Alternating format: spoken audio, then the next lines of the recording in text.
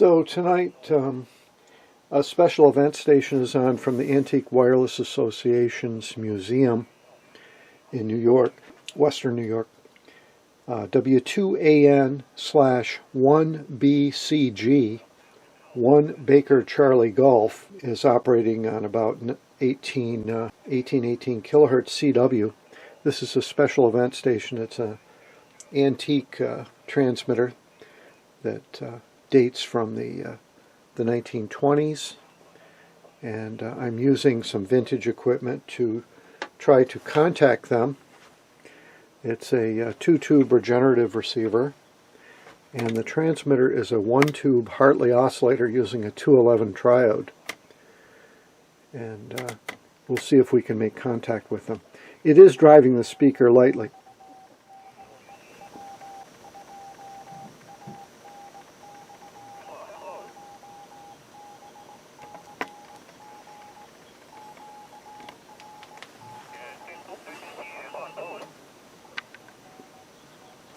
So I'm going to be using headphones, of course, but I did want you to hear it in the speaker just with this little two-tube regen.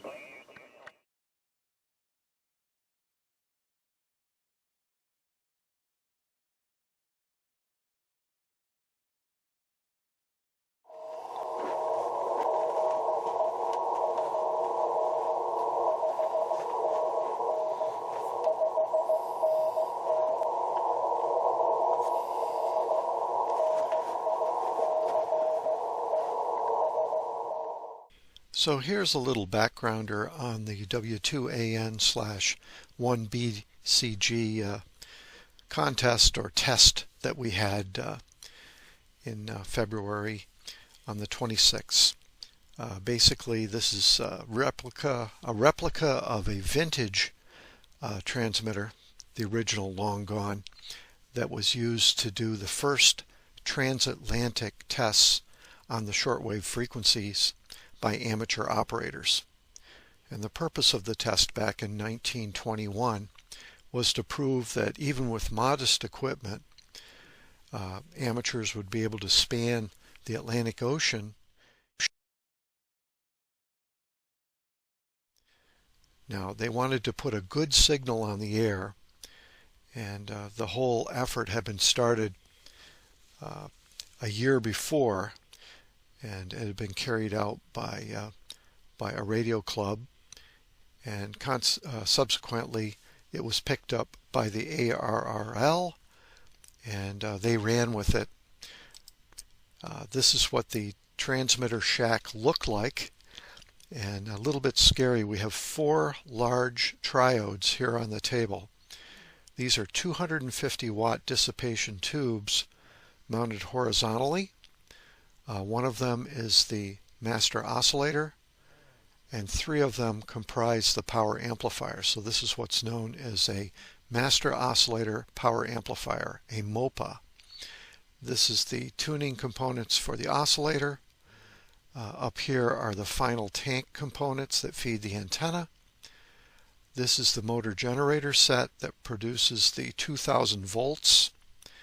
And this thing was capable of running the legal limit, which is 1 kilowatt DC power, and they were able to get something on the order of 500 to 600 watts out of this system. So the story of this first transatlantic shortwave message is in 3 different publications, which I will send links to. As you can see, they were using a Type T antenna, similar to the antennas that today we're using for 630 meter operation.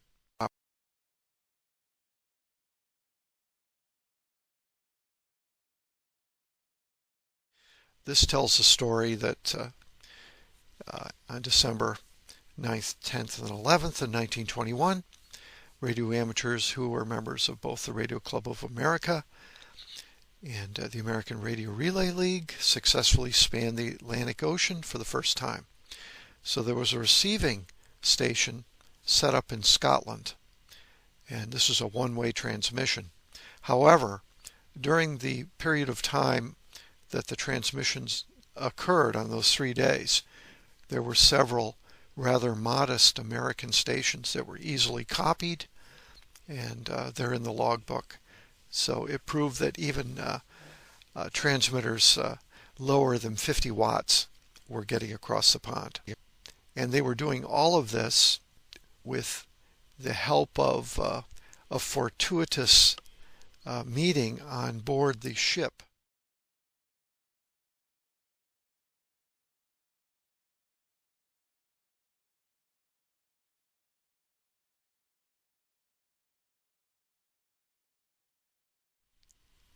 The man who invented the beverage antenna happened to be on board the ship, and he described the beverage antenna to the operator, and they were able to put up a beverage. So the first recorded transmission was received on a beverage antenna, which is really interesting.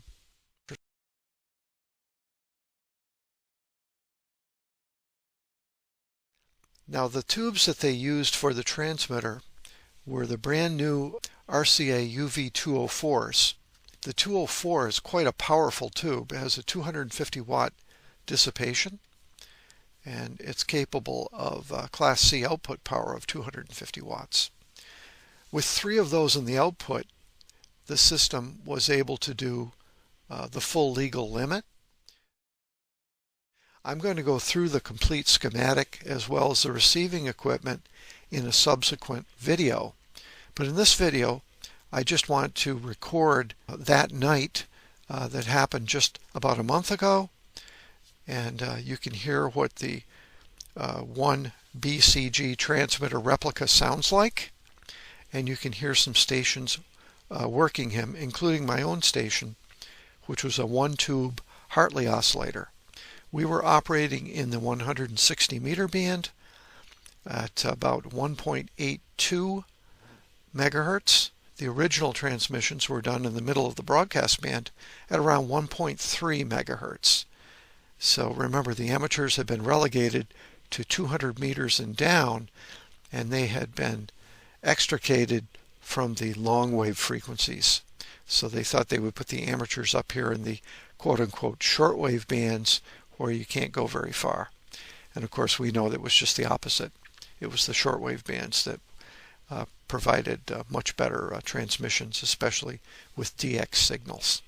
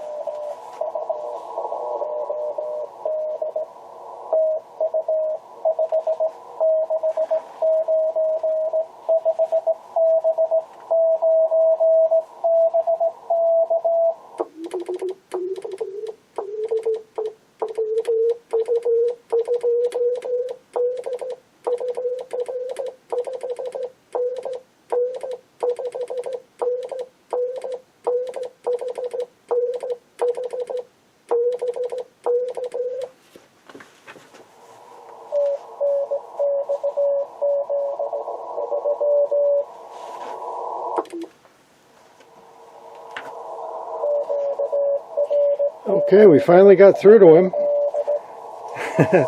with the one tube